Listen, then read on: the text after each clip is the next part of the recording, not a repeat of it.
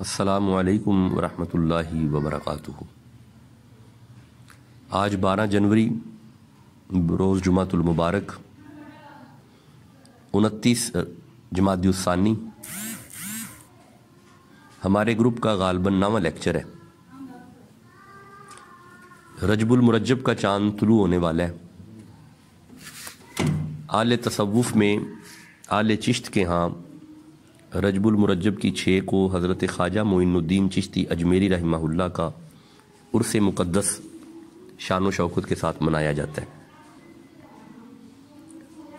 میرے صاحبو، تصوف کو، صوفیزم کو جس طرح مستشرقین نے پیش کیا اور جو فکر اور جو نظریات مستشرقین نے دیے، اس کے اثرات کچھ جماعتوں میں نظر آ رہے ہیں۔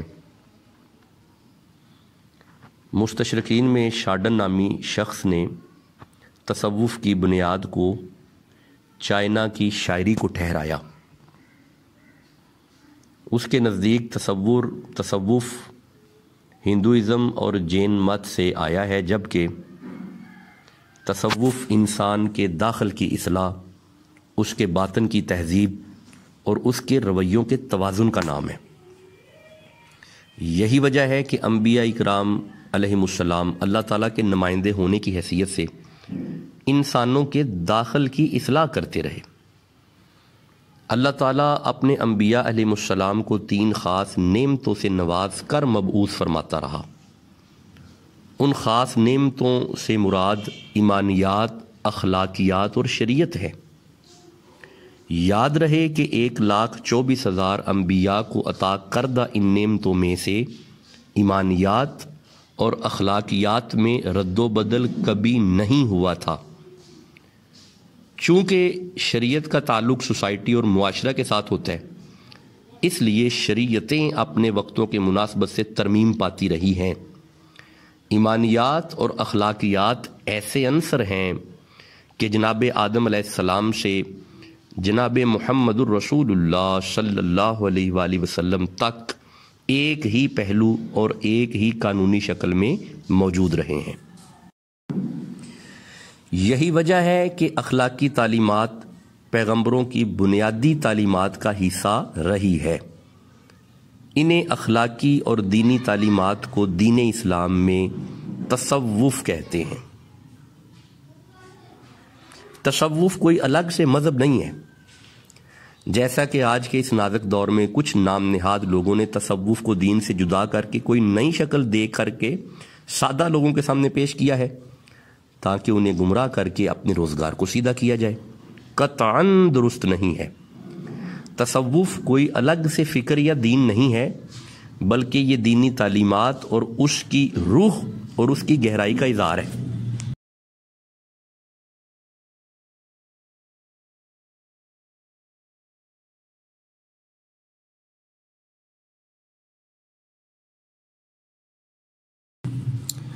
گویا تصوف اور اخلاق کا گہرا تعلق ہے۔ آئیے سورہ بقرہ کی اگر 43 نمبر آیت کو دیکھیں تو ارشاد ہوتا ہے وَأَقِيمُوا الصَّلَاةَ وَآتُوا الزَّكَاةَ وَارْكَعُوا مَعَ الرَّاكِعِينَ۔ اس میں رکوع کرنا شریعت ہے، مگر اس میں خشوع اور خضوع تصوف ہے۔ آئیے سورہ بقرہ کی 129 نمبر آیت دیکھتے ہیں، جہاں پہ ارشاد ہوتا ہے یَتْلُو عَلَيْهِمْ آیَاتِکَ وَيُعَلِّمُهُمُ الْکِتَابَ وَالْحِکْمَةَ وَیُزَکِّیہِمْ۔ اس آیت میں آیات کی تلاوت، کتاب کی تعلیم دینا اور حکمت کی تربیت دینا شریعت ہے، مگر تزکیہ نفس خاصہ تصوف ہے۔ ہم پورے وثوق سے کہہ سکتے ہیں کہ تصوف کا تصور پہلے سے موجود تھا، مگر اس اصطلاح کو بعد میں وضع کیا گیا۔ اخلاقیات اور تصوف لازم و ملزوم ہیں۔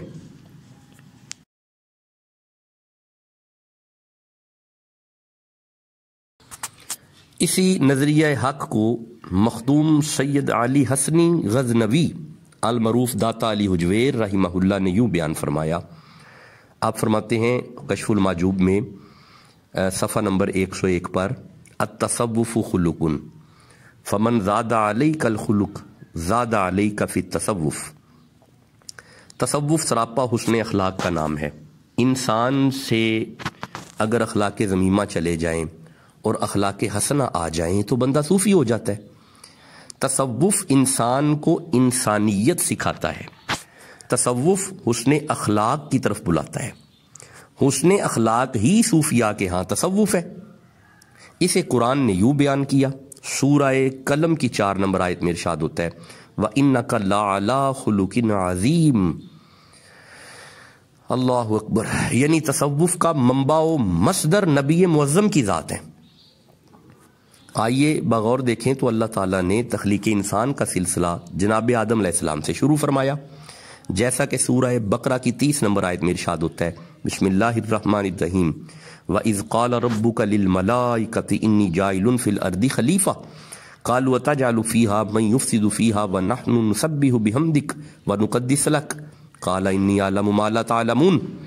ملائکہ سے جب مشورہ کیا گیا تو جواب منفی میں ملا، کیونکہ ملائکہ انسان کی فطرت سے واقفیت رکھتے تھے اور یہ علم ملائکہ کو اللہ ہی نے عطا کیا، جیسا کہ خود انہوں نے کہا قَالَ إِنِّي أَعْلَمُ مَا لَا تَعْلَمُونَ۔ اس بات کی دلیل ٹھہری کہ وہ خدا جو انسان کو پیدا فرما رہا ہے اس کی ہدایت کے انتظامات بھی اس کے لیے پیدا کرنا ناممکن نہ تھا۔ اللہ تعالیٰ نے قرآن پاک میں انسان کی ہدایت کے انتظامات کو یوں بیان کیا، جیسا کہ سورہ نساء کی 69 نمبر آیت میں ارشاد ہوتا ہے بسم اللہ الرحمن الرحیم فَأُولَٰئِكَ مَعَ الَّذِينَ أَنْعَمَ اللَّهُ عَلَيْهِم مِّنَ النَّبِيِّينَ وَالصِّدِّيقِينَ وَالشُّهَدَاءِ وَالصَّالِحِينَ۔ تخلیق انسانیت کے بعد اللہ کی منشا یہی ہے کہ انسان ہدایت پر رہے، اسی لیے اللہ نے فرمایا سورہ آل عمران کی 103 نمبر آیت میں وَاعْتَصِمُوا بِحَبْلِ اللَّهِ جَمِيعًا وَلَا تَفَرَّقُوا۔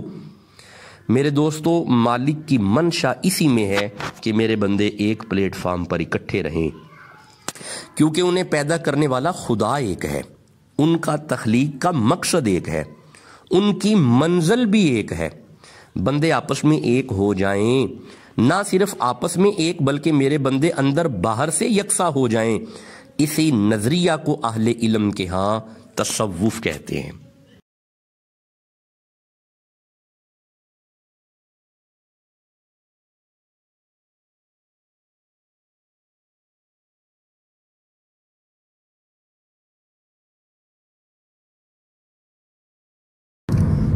جس طرح کہ میں پہلے گزارش کر چکا کہ تصوف دراصل انسان کے داخل کی اصلاح، اس کے باطن کی تہذیب اور اس کے رویوں کے توازن کا نام ہے۔ اس سے صفائے قلب کا اہتمام ہوتا ہے، اور یہ جو صفائے قلب ہے یہ وہ پاکیزگی ہے جو رفتہ رفتہ انسان پہ اثر انداز ہوتی ہے۔ اس طرح انسان کا ظاہر بھی منور ہوتا ہے اور باطن میں بھی نورانیت مہکنے لگتی ہے۔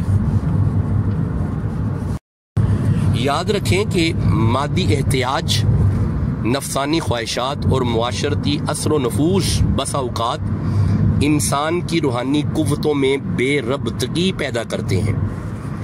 اس کا انسداد تصوف کی باطنی قوتوں سے ہی ممکن ہوتا ہے۔ کہا گیا ہے کہ تصوف تلاش احسن کا نام ہے، اور اسے قرآن نے یوں بیان کیا وَمَن يُسْلِمْ وَجْهَهُ إِلَى اللَّهِ وَهُوَ مُحْسِنٌ فَقَدِ اسْتَمْسَكَ بِالْعُرْوَةِ الْوُثْقَىٰ وَإِلَى اللَّهِ عَاقِبَةُ الْأُمُورِ۔ یہ سورہ لقمان کی آیت ہے، 22 نمبر آیت ہے۔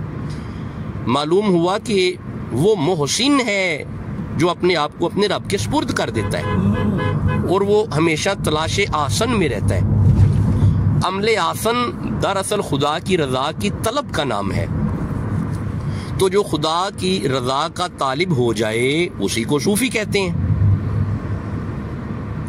تصوف کی راہ کے مسافر کی منزل عمل احسن ہے۔ یہ جملہ بڑا غور والا ہے کہ تصوف کی راہ کے مسافر کی منزل عمل احسن ہے۔ عمل احسن کو اللہ نے سورہ ملک میں بیان کیا، 67 نمبر سورہ، دوسری آیت۔ اللہ نے فرمایا بسم اللہ الرحمن الرحیم الذی خلق الموت والحیات لیبلوکم ایکم احسن عملا۔ یعنی فلسفہ موت و حیات کا بھی اگر جائزہ لیا جائے تو مقصد عمل احسن ہی ملے گا، جو کہ تصوفی کی منزل ہے۔ پتہ چلا کہ انسان کی تخلیق کا مقصد یہی ہے کہ بندے تصوف کی طرف آ جائیں۔ آئیے اگر حدیث جبریل کا جائزہ لیں تو حدیث جبریل میں جہاں پہ من الاحسان فرمایا گیا اور نبی صلی اللہ علیہ وآلہ وسلم نے جواب دیا کہ ان تعبد اللہ کأنک ترا فلم تکن تراہ فإنہ یراک، تو یہ تصوف ہے جناب۔ اسلامی علوم کے بہت سے دائرے ہیں، کچھ علوم ہیں جو قرآن کے گرد گھومتے ہیں، کچھ وہ علوم ہیں جو حدیث کے گرد گھومتے ہیں، مگر کچھ ایسے علوم بھی ہیں کہ جن کا محور دل ہے، یہ علوم دل کے گرد گھومتے ہیں، ایسے علوم ہی علوم تصوف کہلاتے ہیں۔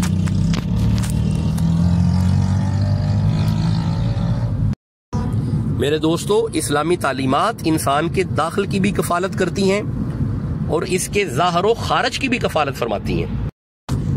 خارج یعنی معاشرے کے اصول و ضوابط علم فقہ کا موضوع ہیں، اور تہذیب باطن کے اصول و قواعد علم تصوف کا موضوع ہیں۔ معلوم ہوا یہاں تک جو ہم نے گفتگو کی، اس سے نتیجہ یہ نکلتا ہے کہ صوفیزم قطعاً ہوا میں اڑنے کا نام نہیں ہے، بلکہ صوفی استاد کی مانند ہوتا ہے اور اس صوفی کے ارد گرد بیٹھنے والے شاگرد کی مانند ہوتے ہیں، اور وہ اپنے استاد سے مستفیض ہو رہے ہوتے ہیں اور اپنے باطن کی پاکیزگی انہیں میسر آ رہی ہوتی ہے۔ اسی صوفیاء کی جماعت میں ایک خوبصورت نام ہے حضرت خواجہ خواجگاں، شیخ زماں، محبوب رحمان، سلطان الہند، حضرت خواجہ سید معین الدین بن خواجہ غیاث الدین حسن سنجری بن سید حسن احمد بن سید طاہر بن سید عبدالعزیز بن سید الجاسیم بن امام مہدی بن امام عسکری بن امام تقی بن امام علی بن امام موسیٰ رضا بن امام موسیٰ کاظم بن امام جعفر صادق بن امام محمد باقر بن امام زین العابدین بن امام سید الشہداء شہید کربلا، امام حسین بن حضرت علی المرتضی کرم اللہ وجہ الکریم رضوان اللہ علیہم اجمعین۔ آپ شیخ المشائخ حضرت خواجہ عثمان ہرونی کے خلیفہ ارشد اور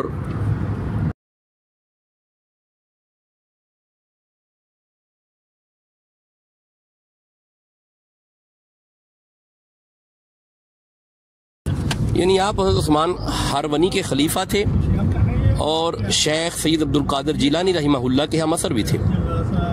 تاریخ کے اوراق گواہ ہیں کہ ہندوستان میں دین اسلام کی اشاعت سب سے پہلے آپ ہی کے وجود مسعود کی بدولت ہوئی، ورنہ آپ کی تشریف آوری سے پہلے ہندوستان سارے کا سارا کفر اور بت پرستی کا مرکز بنا ہوا تھا۔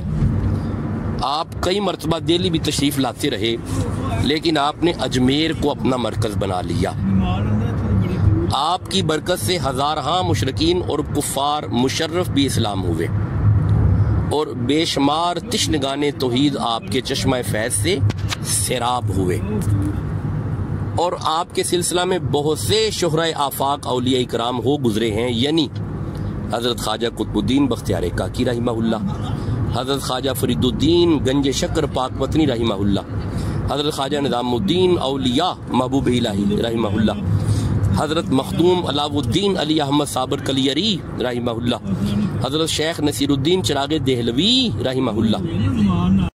انشاءاللہ بفضلہ تعالی آئندہ لیکچر میں حضرت خواجہ معین الدین چشتی اجمیری رحمہ اللہ کی سیرت کو دیکھا جائے گا، اور آپ کی تعلیمات اور آپ کے خطبات اور پھر قدیم مسودات میں سے، آپ کی کتب میں سے آپ کے خطبات کو لیا جائے گا، اسی پہ انشاءاللہ مباحث کی جائے گی۔ آج تصوف کے تعارف اور تصوف کی حقیقت کے اس درس کو کافی سمجھیے گا، انشاءاللہ آئندہ جمعہ خواجہ پاک پہ ہوگا۔ وما علیہ الا البلاغ المبین۔